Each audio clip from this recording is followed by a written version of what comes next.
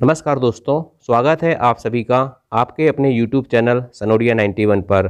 दोस्तों, आज के इस वीडियो में हम पढ़ने वाले हैं सामान्य ज्ञान यानी कि जीके जीएस के टॉप 40 क्वेश्चन जो विभिन्न प्रतियोगी परीक्षाओं में बार बार पूछे गए हैं और आगे आने वाले सभी एग्जाम में पूछे जाने की इनकी पूरी संभावना है। तो आइए दोस्तों, शुरुआत करते हैं क्वेश्चन नंबर 1 से और लास्ट में आपको कमेंट करके बताना है दोस्तों कि आपके कितने क्वेश्चन सही होते हैं। और अगर आपको वीडियो पसंद आएगा दोस्तों, वीडियो की क्वालिटी पसंद आएगी तो वीडियो को लाइक जरूर करना। क्वेश्चन नंबर 1 है, डाइमेकस किसके शासनकाल में भारत आया था? बहुत ही इंपॉर्टेंट सवाल है दोस्तों। देखिए, भारत में बहुत सारे विदेशी यात्री आए हैं, इनसे संबंधित सवाल एग्जाम में पूछे जाते हैं। ठीक है, तो पूछा गया है कि डाइमेकस जो है किसके शासनकाल में भारत आया था। ठीक है, तो डाइमेकस दोस्तों याद रखना बिंदुसार के शासनकाल में भारत आया था। किसके शासनकाल में? बिंदुसार के शासनकाल में भारत आया था। आपने दोस्तों चंद्रगुप्त मौर्य का नाम तो सुना ही होगा, ये मौर्य वंश का संस्थापक था। इसके पुत्र का नाम क्या था? बिंदुसार था। और बिंदुसार का पुत्र कौन था? बिंदुसार का पुत्र दोस्तों आपने नाम सुना होगा सम्राट अशोक या अशोक महान।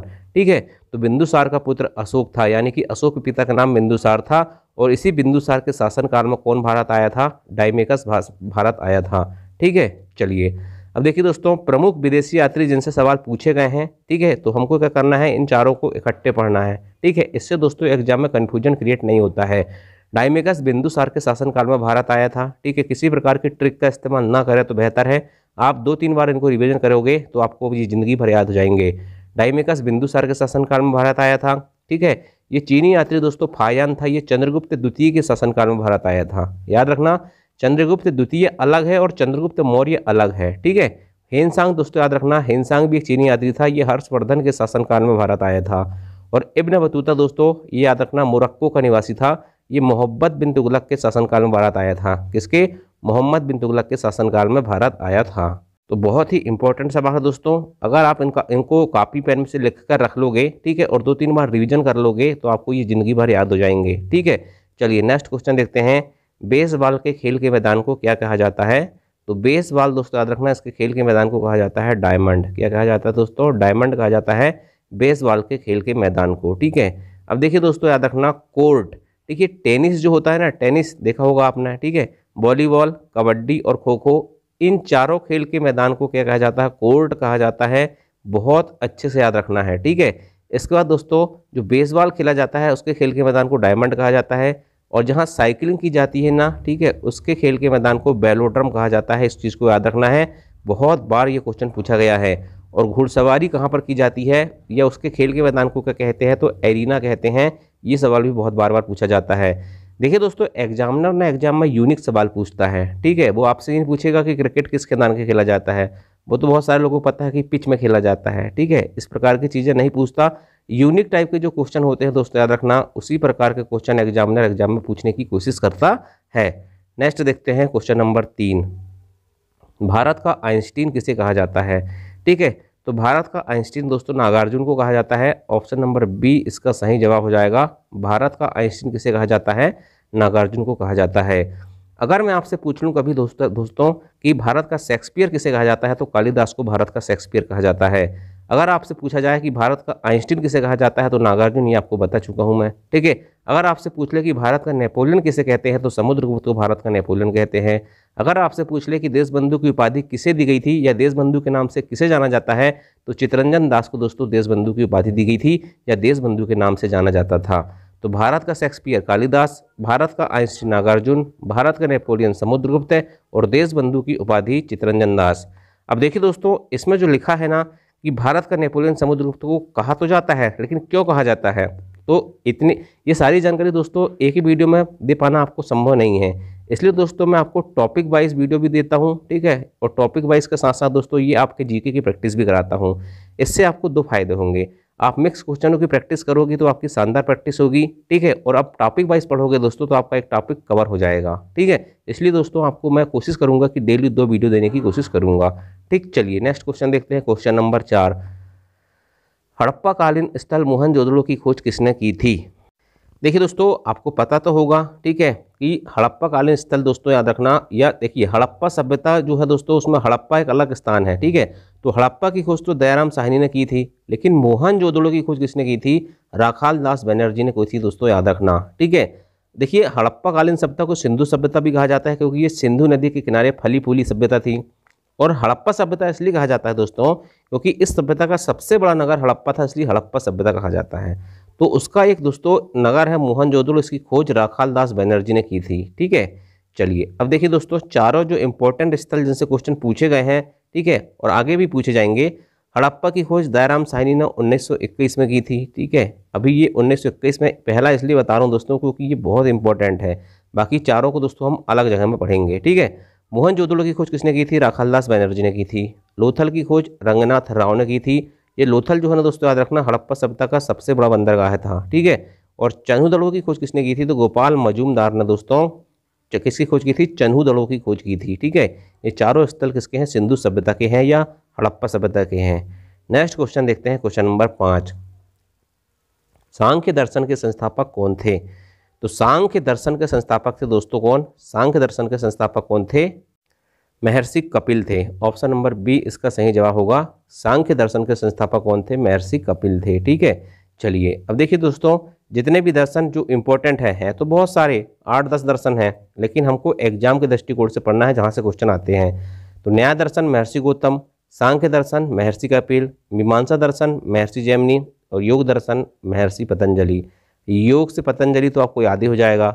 न्याय दर्शन दोस्तों याद रखना गौतम है। ठीक है, सांख्य दर्शन दोस्तों कपिल है और ये मीमांसा दोस्तों याद रखना जैमिनी है। आप बार बार 2-3 बार रिवीजन कर लोगे ना भाई, ये आपको पूरा याद हो जाएंगे। ठीक है, चलिए नेक्स्ट क्वेश्चन है, नीदरलैंड का राष्ट्रीय पशु कौन सा है? ठीक है, मैंने बताया था ना कि क्वेश्चन कभी भी क्या आते हैं? यूनिक क्वेश्चन आते हैं। ठीक है, यूनिक क्वेश्चन आते हैं जो थोड़ा हटकर दिखते हैं। तो नीदरलैंड का राष्ट्रीय पशु कौन सा है? शेर है, इस बात को आपको याद रखना है। ठीक है, नीदरलैंड का राष्ट्रीय पशु क्या है? शेर है। और भारत का क्या है? भारत का शेर मत बोल देना, भारत का है बाघ। क्या है? भारत का राष्ट्रीय पशु बाघ है। ठीक है, चलिए अब देखिए दोस्तों आपको एक चीज़ बता देना चाहता हूँ कि जो कंगारू है ये ऑस्ट्रेलिया का है। कहाँ का है कंगारू? ऑस्ट्रेलिया का है। ठीक है, कीवी कहाँ का है? ये न्यूजीलैंड का है। कहाँ का है कीवी? न्यूजीलैंड का। शेर कहाँ का हो गया? ये नीदरलैंड का हो गया। और ये गंजा ईगल कहाँ का है? तो ये यूएसए का है, अमेरिका का है गंजा ईगल। कहाँ का है? यूएसए यानी कि अमेरिका का गंजा ईगल है। इसको बड़े इंपॉर्टेंट तरीके से आपको याद रखना है। नेक्स्ट क्वेश्चन देखते हैं, विश्व का सबसे बड़ा द्वीप कौन सा है? तो विश्व का सबसे बड़ा द्वीप नहीं, विश्व का सबसे बड़ा द्वीप समूह बोल रहा है। ठीक है, विश्व का सबसे बड़ा द्वीप समूह दोस्तों इंडोनेशिया है। ऑप्शन नंबर सी इसका सही जवाब होगा। विश्व का सबसे बड़ा द्वीप समूह कौन सा है? इंडोनेशिया है। अब देखिए सबसे बड़ा द्वीप पूछे तो ग्रीनलैंड। ठीक है, अगर सबसे बड़ा प्रायद्वीप पूछे तो अरब प्रायद्वीप, सबसे बड़ा द्वीप समूह पूछे तो इंडोनेशिया, सबसे बड़ा महाद्वीप पूछे तो एशिया और सबसे छोटा महाद्वीप पूछे तो ऑस्ट्रेलिया। अब ये 5 में से दोस्तों कोई भी क्वेश्चन एग्जाम में आएगा ना तो आप एग्जाम में ना तो कंफ्यूज होगे और आपसे बन जाएंगे। ठीक है, तो चलिए नेक्स्ट क्वेश्चन देखते हैं, दिल्ली का पुराना नाम क्या था? दिल्ली का पुराना नाम क्या था? तो इसका सही जवाब हो जाएगा option number A Indraprastha. Indraprastha दोस्तों याद रखना दिल्ली का क्या था? पुराना नाम था, या प्राचीन समय में इसका नाम दिल्ली का क्या था? इंद्रप्रस्थ था। चलिए दोस्तों अगर आपको पता होगा तो बताइए कि जो दिल्ली है दोस्तों ये भारत की राजधानी कब बनी थी? ठीक है, किस सन में बनी थी? ये जरा कमेंट करके बता दीजिए। ठीक है, चलिए देखते हैं दोस्तों। अच्छा एक देखिए दोस्तों इसमें साकेत जो है ना ये किसका पुराना नाम था? ये अयोध्या का नाम था। और मद्रास किसका था? चेन्नई का था। और पाटलिपुत्र किसका है? पटना का है। ठीक है, इन चीज़ों को भी याद रखना है। स्वामी दयानंद सरस्वती के बचपन का नाम क्या था? तो स्वामी दयानंद सरस्वती दोस्तों आपको पता होगा आर्य समाज के संस्थापक थे ये। ठीक है, मूल शंकर इनके बचपन का नाम था।